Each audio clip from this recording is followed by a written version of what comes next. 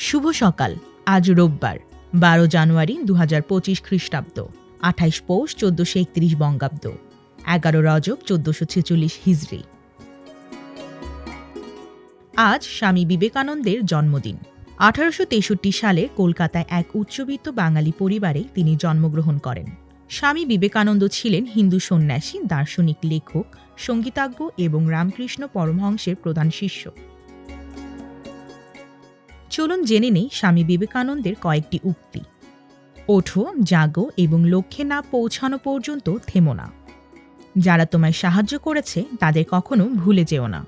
যারা তোমাকে ভালোবাসে তাদের কোনোদিন ঘৃণা করো না। আর যারা তোমাকে বিশ্বাস করে তাদের কখনো ঠকিও না। সারাদিন চলার পথে যদি কোনো সমস্যার সম্মুখীন না হও, তাহলে বুঝবে তুমি ভুল পথে চলেছ। মানুষের জন্ম প্রকৃতিকে জয় করিবার জন্যই, তাহাতে অনুসরণ করার জন্য নয়। নিজের উপর বিশ্বাস না আসিলে ঈশ্বরে বিশ্বাস আসে না।